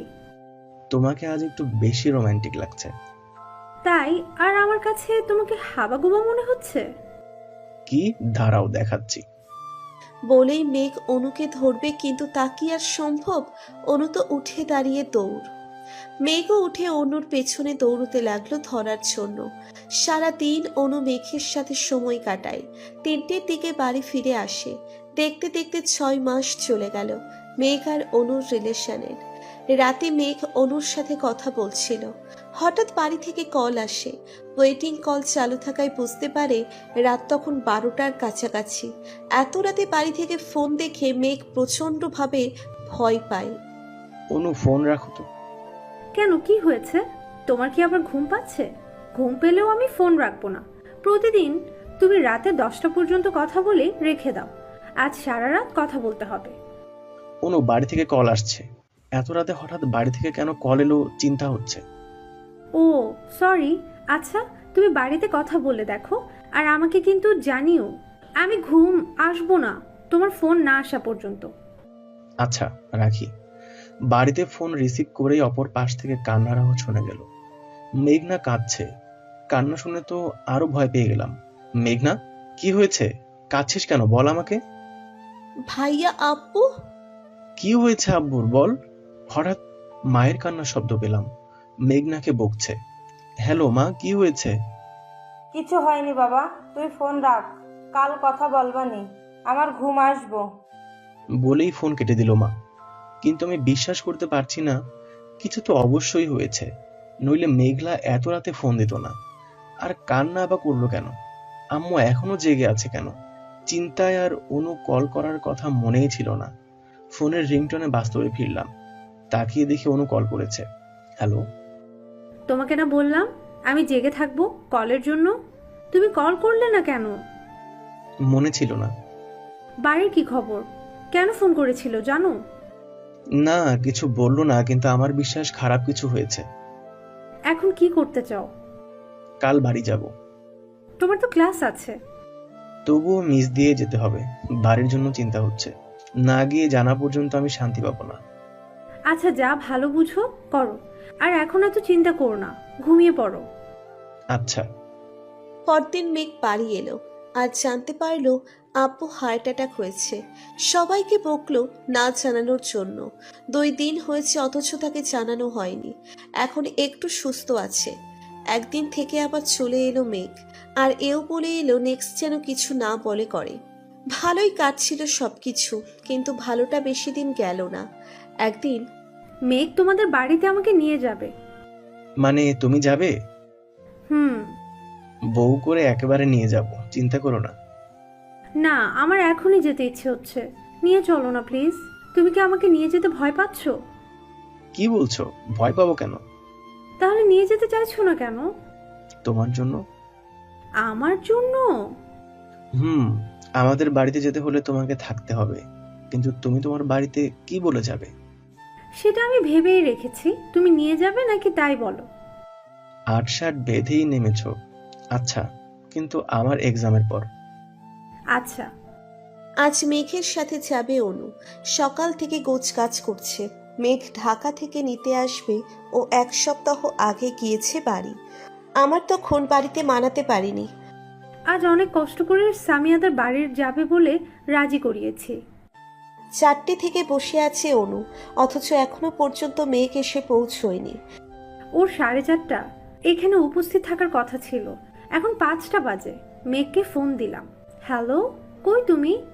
কখন থেকে বসে আছি তোমার জন্য। এখন এসে পৌঁছালে না, কোথায় আছো? সরি, আসলে রাস্তায় অনেক জ্যাম তো, তাই লেট হচ্ছে। যাও, এখন ঝগড়া করবো না, তাড়াতাড়ি আসো তারপর। স্মৃতির পাতায় থেকে বাস্তবে ফিরল আজানের শব্দে মেঘ। যতবার অতীত মনে করেছে, সময় কখন চলে গেছে টেরই পায়নি। মেঘ চোখ মুছে উঠে গোসল করে নিল, তারপর নামাজ পড়ল, আবার ভাবতে বসলো। সেদিন তো আমি যেতে পারিনি ওনার কাছে। কি ঘটেছিল যে ও সুইসাইড করলো? এদিকে মেঘনা রান্না করতেছে সকালে উঠে। এখন রান্নাটাও ভালোই করে, অত ভালো হয় না খেতে, কিন্তু খারাপও হয় না। হঠাৎ আদি আওয়াজ কানে এলো। এই শুরু করেছে চিল্লাচিল্লি। আদি এসে খাবার টেবিলে বসেছে। আমার রান্না শেষই, খাবার নিয়ে ওর সামনে রাখলাম। সব সময় যেমন মুখটা খারাপ করে, আজও তাই করলো। বিশ্বের সবচেয়ে খারাপ রাধি আমি, এটাই বোঝাই। এত যেহেতু খারাপ রাধি, আসিস কেন খেতে? বাইরে খেতে পারিস না? সব সময় এই খারাপ খাবারের জন্য চিল্লাচিল্লি করতেই থাকে। যতই বিড়বিড় করে বকো না কেন, তোমাকে রান্না করতেই হবে। খারাপ হলেও তোমার রান্না, অন্য সব কাজ করতে হবে। করবো না কি করবি? রাগের মাথায় কথাটা বলে ফেলেছি, কিন্তু আদির দিকে তাকিয়ে আমি ভয়ে শেষ। আগুন চোখে আমার দিকে তাকিয়েছে, মনে হচ্ছে চোখ দিয়ে গিলে ফেলবে। কি বললে? কই কিছু বলিনি তো।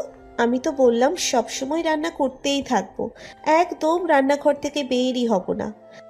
তোমাকে আমি সারাদিনে রান্না করতে বলিনি, সব কাজই করতে হবে বাড়ির, মনে থাকে যেন। আমি আর কিছু বললাম না, চুপ করেই রইলাম।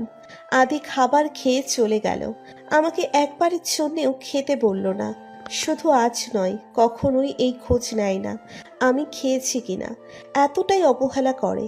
অনেক সময় অভিমান করে না খেয়ে থাকি, কিন্তু এতে লাভ নেই। যার সাথে অভিমান করি সেই তো বোঝে না, বোঝার চেষ্টাও করে না।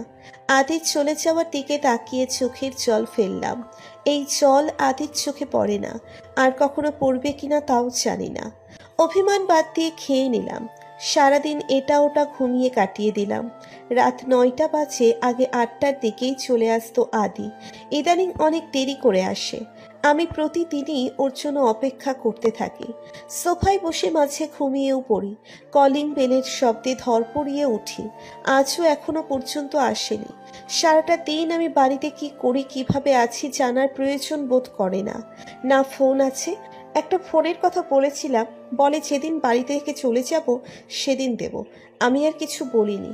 যত অত্যাচার করুক আমি যাব না। 11টার দিকে বাড়ি আসলো আদি।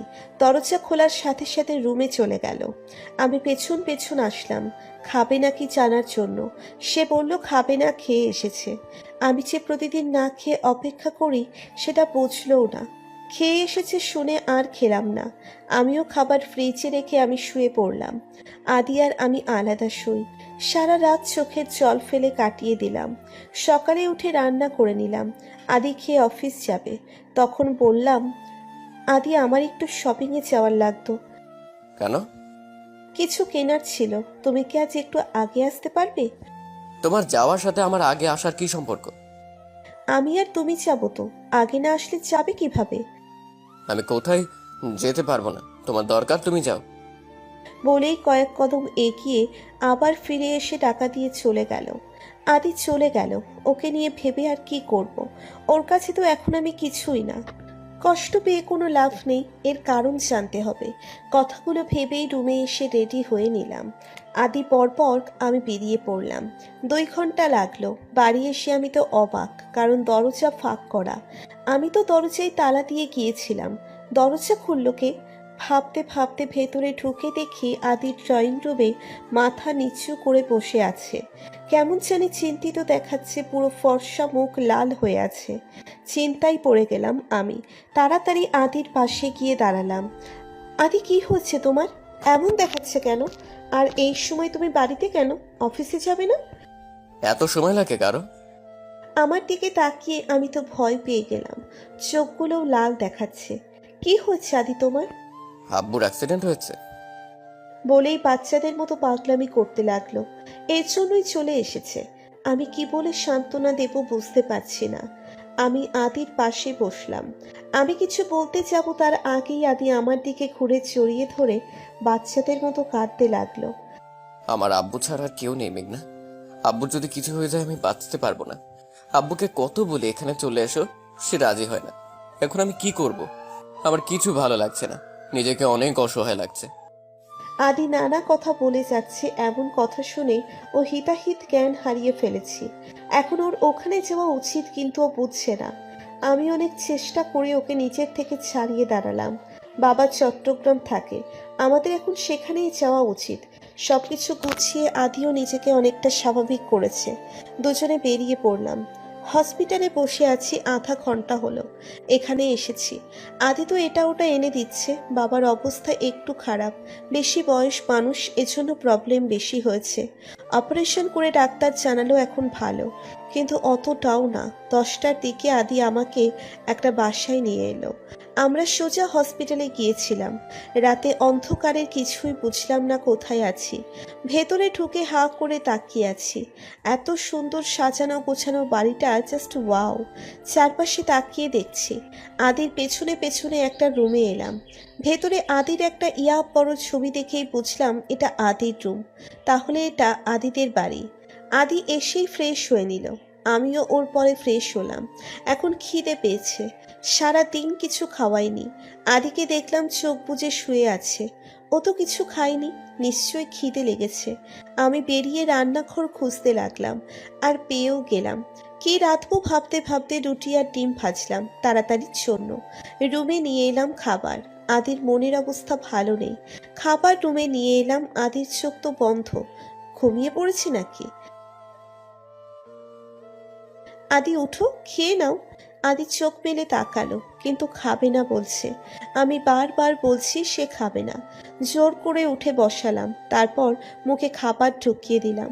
অনেক চোরাচুরি করতে হয়েছে আমাকে, কিন্তু আমি হার মানিনি। বেশি খাওয়াতে না পারলেও অল্প খেয়েছে। আমিও খেয়ে নিয়ে সব গুছিয়ে রাখলাম। আদি তো ওর পাশে আমাকে শুতে দেবে না, এখন শোবো কোথায়? আমি তো এখানে কিছু চিনিও না। নিচে শোয়ার জন্য বিছানা করতে লাগলাম। হঠাৎ আদি আমাকে আটকে বলল ওর সাথে শুতে। কিছু বুঝলাম না, কিন্তু মন থেকে অনেক খুশি হয়েছি। আদি কি আমাকে মেনে নিচ্ছে তাহলে? হয়তো, নইলে ওর সাথে শুতে বলতো না। দাঁড়িয়ে দাঁড়িয়ে কথাগুলো ভাবছিলাম। সব উঠিয়ে উপরে শুতে গেলাম। আমার সব আশায় জল ঢেলে আদি মাঝে একটা কোলবালিশ রেখে অন্যদিকে ঘুরে শুয়ে পড়ল। আমি আর কি করব, আমিও শুয়ে পড়লাম। মাঝরাতে হঠাৎ মনে হচ্ছে কেউ আমার কপালে নরম কিছু দিচ্ছে, কারো কান্নার আওয়াজ কিছু বলছে। আমার তো ভয় করছে। ঘুমের রেশটা ভালো করে কমে এলো। এখন কথা ভালো করে বুঝতে পারছি। এটা তো আদির কণ্ঠ। এত রাতে আদি কি বলছে? আদি অনেক কিছু বলছে। ওর চোখের পানি আমার হাতেও পড়ছে। এতে না তাকিয়েও বুঝতে পারছি ও কান্না করছে। এত কিসের কষ্ট তার? আর বলছে আমাকে নাকি ভালোবাসে, কিন্তু ভালোবাসলে আবার কিন্তু কোনো কিছু গড়বড় আছে। আমাকে সেটাই জানতে হবে। কেন নিজের সাথে আমাকে কষ্ট দিচ্ছে?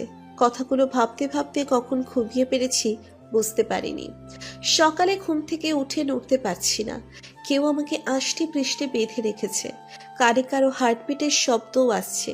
কিছু বুঝতে পারছি না কি হচ্ছে। আস্তে আস্তে চোখ মেলে তাকালাম। এই তো আদি আমাকে একদম নিজের সাথে জড়িয়ে রেখেছে। বিয়ের প্রথম দিন আর আজ এভাবে ঘুম থেকে উঠে আদিকে এত কাছে দেখে অনেক ভালো লাগছে। এখন আর আমার চিন্তা নেই। আদি যে আমাকে ভালোবাসে সেটা আমি জেনে গেছি। ও আমাকে কষ্ট দেওয়ার জন্য স্বীকার করে না। কত নিষ্পাপ লাগছে দেখতে। একেবারে বাচ্চাদের মতো করে জড়িয়ে আছে। মনে হয় ছেড়ে দিলেই পালিয়ে যাব। আমি ওর মুখে হাত দিয়ে কাছ থেকে দেখছি, কি মনে করে যেন ওর গালে দুটো চুমু দিয়ে বসলাম। ও জেগে গেলে বা আর কখনো সুযোগ পাবো নাকি, তাই মনের ইচ্ছে পূরণ করে নিলাম। হঠাৎ আদি নড়ে উঠল। আমি সঙ্গে সঙ্গে চোখ বুজে ফেললাম। ও হয়তো ভাবছি আমি ঘুমিয়ে আছি। আমাকে সাবধানে নিজের থেকে সরিয়ে উঠে গেল। আমি চোখ ফাঁক করে সব দেখেছি, কিন্তু কিছু বলিনি। আগে আমার জানতে হবে এমন করার কারণ, তারপর সব। এখানে এসেছি 3 দিন হলো। আজ বাবাকেও ও বাড়ি নিয়ে আসা হয়েছে। এখন অনেকটা সুস্থ। আমাকে প্রথমে চিনে নাই, পরে আদি সব বলেছে। অবাককর বিষয়, উনি একটুও রাগ করেনি। এতদিন হলো তাকে না জানি বিয়ে করেছে, সে কিচ্ছু বলল না। আমি তো ভেবেছি সে হয়তো সব জানে, কিন্তু এখন বুঝলাম কিচ্ছু জানতো না। আদি বিয়ের আগে বলেছিল বাবাকে সব জানিয়েছে, কিন্তু সেটা মিথ্যা ছিল। বাবাকে সকালের নাস্তা খাইয়ে বাড়িটা ঘুরে দেখতে ইচ্ছে হলো। 3 দিন হলো এসেছি, বাড়িটা ঘুরে দেখা হয়নি। হসপিটালে যেতে হয়েছে, বাড়িতে সময়ই কাটায়নি। সবার আগে ছাদে চলে গেলাম। ছাদটা অনেক সুন্দর, নানা রকম ফুল দিয়ে ভরা, একটা দোলনাও আছে। আমি গিয়ে দোলনায় বসলাম। অনেক সুন্দর তো। এগুলো করেছে কে? আদি কি ফুল পছন্দ করে, নাকি বাগানেও ফুল ছাদেও ফুল? আদির পছন্দ মনে হয়, কিন্তু ও যে বলেছিল ওর ফুল বেশি পছন্দ না। তাহলে এত ফুল গাছ কেন বুনে রেখেছে? চিন্তায় পড়ে গেলাম, কিন্তু কিছুই মাথায় আসছে না। ছাদ থেকে নেমে চোখ পড়ল আদির পাশের রুমে। ওই রুমটাই একবারও যাওয়া হয় নাই। একবার ঘুরে আসি। ঘরের দিকে যেতে লাগলাম। দরজা খুলে ঢুকে গেলাম। অন্ধকার রুমটা। লাইট অন করব এমন সময় ঝড়ের গতিতে কেউ হ্যাচকা টান দিয়ে রুমের বাইরে নিয়ে এলো। আমি তো কিছুই বুঝতে পারলাম না কি হলো। আদি আমাকে রুমে এনে ঠাস করে মেঝেতে ফেলে দিল। পড়ে গিয়ে মাথায় একটু ব্যথাও পেলাম। অবাক হয়ে আদির দিকে তাকিয়ে আছি। তোর সাহস কি করে হলো ওই রুমে ঢোকার? আমি কিছু বুঝতে পারছি না। এত রাগার কি আছে? সামান্য একটা রুমে গিয়েছি বলে। কি হলো, কথা বলছিস না কেন? আর যদি ওই রুমে যেতে দেখি সেই দিনই চলে যাবি বাড়ি ছেড়ে। এমনিতেও ও আর বেশি দিন থাকতে পারবি না, কারণ খুব শিগগিরই ডিভোর্স পেপার আমার হাতে চলে আসবে। ডিভোর্সের কথা শুনে তো আমি আঁতকে উঠলাম। আদি আমাকে ডিভোর্স দিবে? আদির আর কোনো কথা আমার কানে যাচ্ছে না। শুধু একটা কথাই কানে পাচ্ছে, ডিভোর্স। এত কিছু করেও কি আমি আদির মন ঘোরাতে পারলাম না? কি করে বলতে পারলাম এই কথাটা আদি? ওই ভেবেই নিচে কিছুক্ষণ বসে রইলাম। কিন্তু বসে থেকেই কি হবে? কেউ কি আসবে দেখতে? না। তাই নিজেই কষ্ট করে উঠে দাঁড়ালাম। ওইদিকে বাবার খাওয়া ও টাইম হয়ে গিয়েছে। আদিকে আর দেখলাম না। কোথায় ও? কথাগুলো বলে বেরিয়ে গেছে। আমিও আর কিছু ভাববো না। অনেক ভেবেছি, এই হয়তো সব ঠিক হয়ে যাবে। না, কিচ্ছু ঠিক হবে না। আর হয়ও নি। 4 মাসের উপরে হয়ে গেছে। আদির মধ্যে আমি কোনো পরিবর্তন দেখিনি। এই কয়েকদিনে একটু বিশ্বাস ছিল আমাকে ভালোবাসে, কিন্তু তাও মিথ্যা হয়ে গেল। ভালোবাসলে ডিভোর্সের কথা বলতে পারতো না। বাড়ির সবার কথা অনেক মনে পড়ছে, অনেক। একটা ফোনও নেই যে একটু কথা বলবো। বাথরুমে গিয়ে ফ্রেশ হয়ে এলাম। আয়নার সামনে দাঁড়িয়ে আছি, কপাল কেটে গেছে। কিছু সময় দেখে বাদ দিলাম। রান্না করতে গেলাম। রান্না শেষ করে বাবার রুমে খাবার নিয়ে গেলাম। বাবা চোখ বুজেছিল। আমার যাওয়ার সাথে সাথে চোখ খুলে তাকালো। কিরে, সকালের পর এলি না যে? আসলে এই তোর মাথায় কি হয়েছে রে? দেখি এদিকে আয় তো। ও কিছু না বাবা, এমনি। আমার থেকে কিছু লুকাবি না। আমি তোকে ছেলের বউ না, মেয়ে ভাবি, তাই বাবার কাছে বলবি না? মিথ্যা কোথায় বললাম? তাহলে বল কি হয়েছে? ব্যথা পেলি কিভাবে? কি করে সত্যি কথা বলবো? না, সত্যিটা বলা যাবে না। বেখিয়ালে পড়ে গিয়েছিলাম। একটু দেখে চলবি তো, কি হয়েছে দেখেছিস? অনুটাও এমন ছিল, একটুও সাবধানে চলাফেরা করতো না খালি। আর বলল না কিছু। আমি চিন্তায় পড়ে গেলাম। আবার অনুটা কি? বাবার দিকে তাকিয়ে দেখি চোখ দিয়ে পানি পড়ছে। বাবা, অনুকে? বাদ দে ওইসব, এদিকে এসে বস। তো আমি ওষুধ লাগিয়ে দিচ্ছি। তুমি খেয়ে ঔষধ খাও তো, আমি পরে লাগিয়ে নেবনি। আমার কথা শুনলই না, জোর করে ঔষধ লাগিয়ে দিল। নিজের আব্বুর মতো করে আদর করে, কিন্তু অনু নামটা মাথা থেকে যাচ্ছে না। কে এই অনু? আর আদি বা এমন অদ্ভুত আচরণ করলো কেন? ওই রুমে যাওয়াতে কি আছে? কেন যেন মনে হচ্ছে ওই রুমে গেলে আমি অনেক প্রশ্নের উত্তর পাবো। ওই রুমে আমাকে যেতেই হবে। কথাগুলো রুমে বসে ভাবছিলাম। কারো রুমে প্রবেশে বাস্তবে ফিরলাম। তাকিয়ে দেখি আদির চোখ মুখ ফুলে আছে। এসে একবার আমার দিকে তাকিয়ে বাথরুমে চলে গেল। আমি একবার তাকিয়ে চোখ ফিরিয়ে নিয়েছি। সব সময় খারাপ ব্যবহার করে। আমি কথা বলি তবুও এবার আর না, থাক তুই তোর মতো। আনকেয়ার ভাব নিয়ে বসে আছি। আদি ফ্রেশ হয়ে এসে খাটের কোনায় বসলো। একবার আমার দিকে তাকায় তো একবার ফোনের দিকে তাকায়। অনেকক্ষণ হয়ে গেল ওইভাবেই বসে আছে। আমিও কি করব, টপ করে শুয়ে পড়লাম। এটা হয়তো ভাবিনি আমি এখন শুয়ে পড়ব, কারণ আদি খাওয়ার আগে এভাবেই বসে আমি খেতে ডাকলেই খেতে চাই। আজ আর ডাকছি না, অবাক হয়ে তাকিয়ে আছি। আমি আর উঠিনি, আদিও ডাকিনি। মাগরিবের আজান শুনে জায়নামাজ পেলাম না, আশেপাশে তাকিয়ে আদিকে দেখতে পেলাম না। পরদিন আদি সকাল সকাল ঢাকা গেল। ওই অফিসে যেতে হবে কোনো এক দরকারে। আমি তো আর কথাই বলিনি। এই সুযোগ ওই রুমে যাওয়ার, দেখতে হবে কি আছে। রুমের সামনে দাঁড়িয়ে আছি ব্যথাতোর চোখ নিয়ে, কারণ সামনে তালা ঝোলানো। শিওর আদির কাজ এটা। কি করা চাই এখন? ঢুকবো কি করে? আবার রুমে এসে সব জায়গায় চাবি খুঁজতে লাগলাম। না, কোথাও নাই। আদি সকালে যে শার্ট পরেছিল ওইটা সোফায় ছিল। কে মনে করেছে ওইটা হাতে নিলাম, পকেটে পেয়ে গেলাম চাবিটা। খুশিতে আমার নাচতে মন চাইছে। এখন দ্রুত চাবি নিয়ে ওই রুমে ঢুকলাম। লাইট অন করে বাচ্চাদের রুমের মতো একদম পুরো রুম পুতুল দিয়ে ভরা। আমি কি পাবো এখানে? আর রুমটা কার? এ ঘরে আসার জন্য আদি এত রিয়াক্ট করলো কেন? কিচ্ছু মাথায় আসছে না। দেওয়ালে একটা ছবি দেখে অবাক হলাম। একটা মেয়ের ছবি। কে এই মেয়ে? আমার মনে হচ্ছে চিনি, কিন্তু কোথায় দেখেছি? কিছুক্ষণ ভেবেই মনে পড়ে গেল এই মেয়ের ছবি তো ভাইয়ার ফোনে দেখেছিলাম। নাম অনু বলেছিল, কিন্তু এখানে এই মেয়ের ছবি কেন? আদির সাথে কি সম্পর্ক তার? একটা ডায়েরি চোখে পড়লো। কৌতূহল হয়ে ডায়েরিটা হাতে নিলাম। অনুর ডায়েরি, কিন্তু এটা এখন পড়া যাবে না। ডায়েরিটা আমি নিয়ে যাই, আবার পরে রেখে যাবনি। হঠাৎ বইয়ের ভেতরে কয়েকটা পেজ দেখতে পেলাম। পেজগুলো বের করে হাতে নিলাম। এটা তো এই ডায়েরি। পেজ এখানে কেন? ছেঁড়া হয়েছে মনে হচ্ছে। আমি ওই পেজগুলো নিয়ে এলাম। রান্না শেষ করে বাবার কাছে গেলাম। এখন বাবা অনেকটা সুস্থ, হাঁটা চলা করতে পারে। বাবাকে খাইয়ে দিয়ে এলাম, 3টের মতো বাজে। আমিও খেয়ে নিলাম। এখন রুমে বসে আছি। একবার ডায়েরিটা পড়ার কথা ভাবছি তো আর একবার আদির কথা ভাবছি। এই বুঝি এসে পড়ে।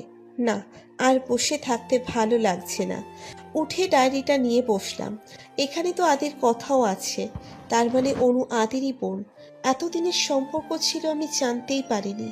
ডায়েরি পড়ে এটা বুঝতে পারলাম এই সেই মেয়ে যাকে ভাইয়া ভালোবাসতো। কিন্তু সে কোথায় এখন? বিয়ের পর তো কখনো দেখিনি, আর এখানে আসার পরও না। ভাইয়া তো আর কিছু বলেনি। অনেক ডেসপারেট হয়ে গিয়েছিল সেই ঘটনার পর। এখানে তো আমাদের বাড়ি যাবে পর্যন্ত আছে। তাহলে কি আদি কি এই ডায়েরি পড়েই ভাইয়াকে ভুল বুঝছে? না, আমাকে ওর ভুল ভাঙাতে হবে, কিন্তু কারণটা আমার জানতে হবে। আর যদি অনুর সাথে একবার আমার দেখা হতো, ওই তো বলতে পারতো। হঠাৎ ডায়েরির ছেঁড়া পেজের কথা মনে পড়লো। ওইখানে কিছু থাকতে পারে। ওই পেজগুলো নিয়ে পড়তে লাগলাম। অনু 7টা পর্যন্ত ওইখানে বসে রইল। না মেঘের আসার নামগন্ধও নেই।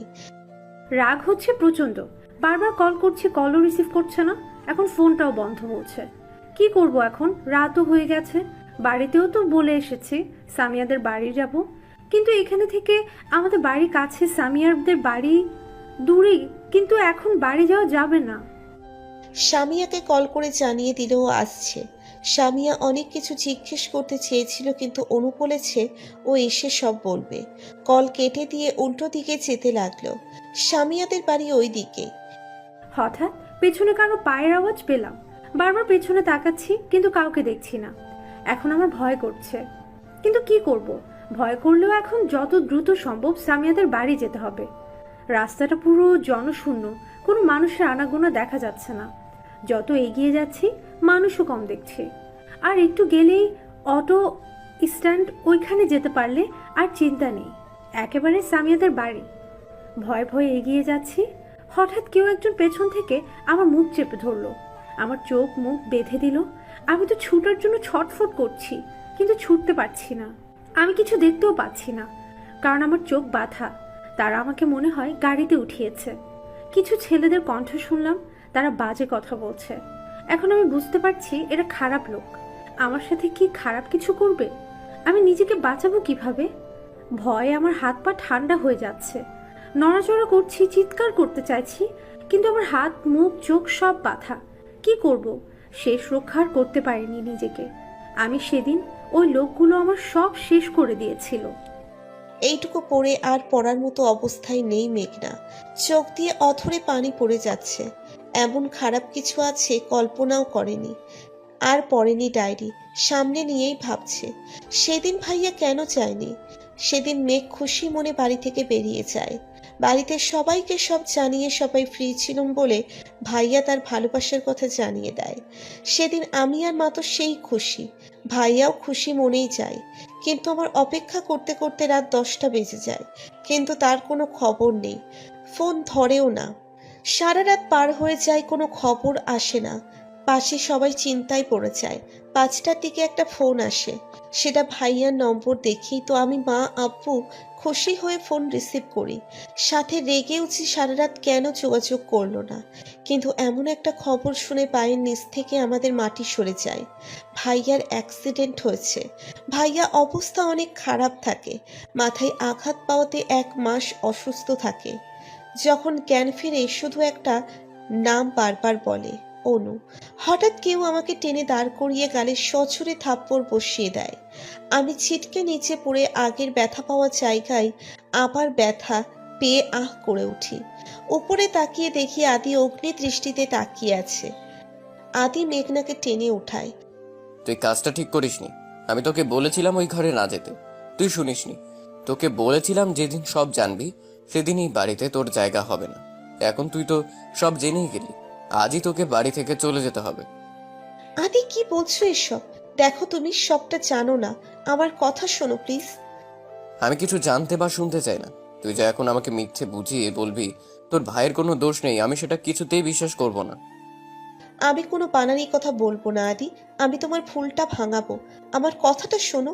আমি মেঘনাকে টেনে উঠাই। কোনো মিথ্যে কথা শুনতে চাই না। তোর ভাইয়ের জন্য আজ আমার আদরের বোনটা নেই। তোর ভাই আমার বোনকে ঠকিয়েছে, মিথ্যে আশ্বাস দিয়ে নষ্ট করে দিয়েছে, যার জন্য সুইসাইড করতে হয়েছে। যার গায়ে কোনোদিন ফুলের টোকাও লাগতে দেই নাই, তাকে কষ্ট দিয়েছে। কোনোদিন আমি তোদের ক্ষমা করব না। আমার পুরো পরিবার শেষ হয়ে গেছে, তোদের জন্য আমার মাও চলে গেছে মেয়ের শোকে। এজন্যই তো তোকে পালিয়ে নিয়ে এসে বিয়ে করেছি। তোর পরিবারের সবাই আমাকে মেনে নেবে বলেছিল, আমি তাদের সাথে খারাপ ব্যবহার করি, যার জন্য মেনে নেয় না। আমার পরিবারের সব শেষ। এখন তোর পরিবারের কেউ ভালো নেই, কেউ না। সবাই চিন্তাতে তোর বাবা হসপিটালে ভর্তি আছে। আমি আর শুনতে পারছি না। এত কিছু করেছে আদি আর আমি কিচ্ছু বুঝতে পারলাম না। যেখানে আমার ভাইয়ের কোনো দোষই নেই, তার জন্য এত কিছু মানছি। অনুর সাথে খারাপ হয়েছে তাই বলে না জেনে আমাদের মাঝে। আদি তুমি অনেক বড় ভুল করেছো। যে দোষ আমার ভাই করেইনি তার জন্য তুমি এত কিছু করলে। তোমার সব কিছু জানা দরকার। তোর মিথ্যে কথায় ভুলবো না, আমি কোনো ভুল করিনি। ডায়েরি পরে সব জানতে পেরেছি। তুমি তোর আর কোনো কথা শুনতে চাই না। ডিভোর্স পেপার আর 1 সপ্তাহ পর আসবে ভেবেছিলাম, সেই দিনই তোকে, কিন্তু না, আজই তোর চলে যেতে হবে। আদি আমার কথা শোনো, তুমি ভুল করছো। আমি কোনো ভুল করছি না, চল। বলেই আমাকে টেনে নিয়ে যেতে লাগলো। আমি বারবার আমার কথা শুনতে বলছি, আদি কোনো কথা শুনতে চাইছে না। নিজেকে এত অসহায় লাগছে বলে বোঝাতে পারবো না। আমাদের চেঁচামেচির শব্দ বাবার কানেও চলে গেছে, ওইখান থেকেই ডেকে যাচ্ছে।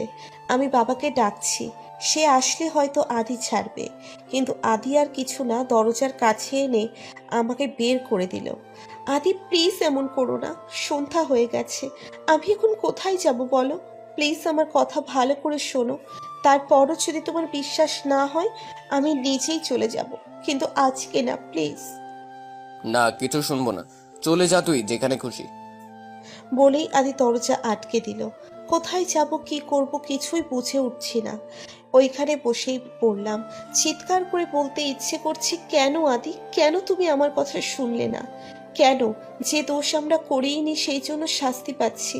একবার যদি আদি আমার কথাগুলো শুনতো, ওর ভুল ভাঙাতে পারতো। কিছুক্ষণ বসে রইলাম, এই ভেবে আদি হয়তো আসবে। এই রাতে আমি কোথায় যাব কি করব ভেবে 10 মিনিটের মতো হয়ে গেল, তার কোনো খবর নাই। এদিকে আবিরও মেঘনা তাড়িয়ে ভালো লাগছে না। সামনে যতই বলুক মন থেকে সেও ভালোবাসে, কিন্তু বোনের জন্য তা মানে না। এখন মেঘনাকে নিয়ে টেনশন হচ্ছে, আবার বোনের কথা ভেবে নিজেকে শক্ত করছে। রুমে বসে ভাবছিল কথাগুলো, বাবা এলো, হঠাৎ আমাকে জিজ্ঞেস করলো কি হয়েছে। প্রথম থেকে সব বললাম বাবাকে। সি সি সি, তুই এমন একটা কাজ করবি আমি ভাবতেও পারিনি। যদিও সেই ছেলেটার দোষ ছিল, কিন্তু তাই বলে মেয়েটাকে কষ্ট দিয়ে তোর কি লাভ হলো? মেঘলার কি দোষ সেখানে? একজনের জন্য অন্যজনের সাথে তুই এগুলো কিভাবে করলি? তাহলে তোর আর ওর মধ্যে পার্থক্য কি রইলো? বাবাকে অনেক বকে চলে গেল, কথাগুলো আমার কানে বাজছে। সত্যিই কি আমি ভুল করেছি না? আমি কেন ভুল করব ওদের জন্য? আজ আমার আদরের বোন নেই, কিন্তু যতই বলি মেঘনাকে তো আমি ভালোবাসি।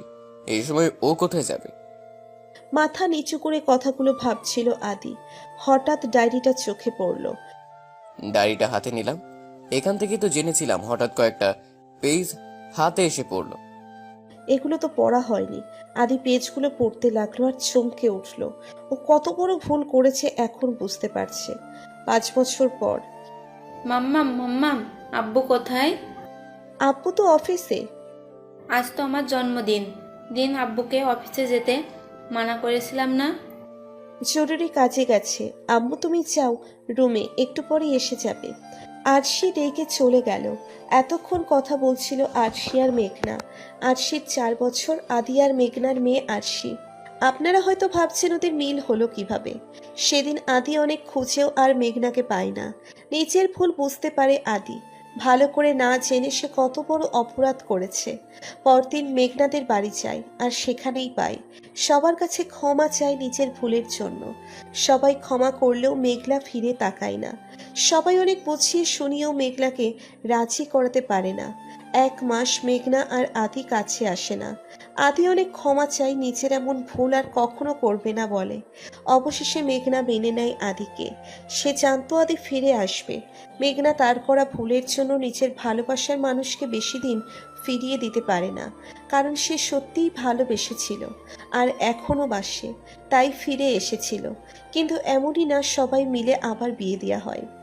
আদি ভয়ে ভয়ে রুমে ঢুকছে, কারণ সে জানে তার মেয়ে এখন রেগে ফায়ার হয়ে আছে। দরজার কাছে গিয়ে উকি দিয়ে দেখে রেগে বসে আছে। আদি মেয়ের সামনে গিয়ে কানে হাত দেয়। সরি, এই কানে ধরছি।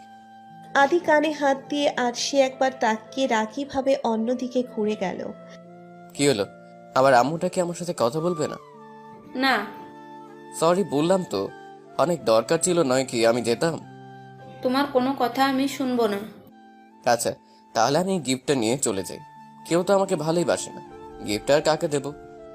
আদি চলে যেতে নিলেই আরশি দৌড়ে এসে গিফট চাইতে লাগে। আমি জানতাম গিফটের কথা বললেই এনার রাগ ভাঙবে। আমাদের বাড়ি থেকে সবাই আসে, ভালো করে কেটে যায় অনুষ্ঠানটি। রাতে আরশি ঘুমিয়ে পড়েছে। আমি জানালা দিয়ে বাইরে তাকিয়ে আছি, হঠাৎ পেছনে কেউ জড়িয়ে ধরলো। আমি জানি এটা কে। আমি ওইভাবেই রইলাম। তুমি কি আমাকে এখনো মন থেকে ক্ষমা করতে পারো না মেঘনা? হঠাৎ এই কথা? জানি না, কেন জানি মনে হলো কথাটা সত্যি করে বলবে। ভালোবাসি তোমায়, সে আগের মতোই, কিন্তু ওই মুহূর্তের কথা মনে পড়লেই। প্লিজ মনে করো না ওইসব। আদি আমাকে ওর দিকে ঘুরিয়ে কপালে একটা চুমু দিল।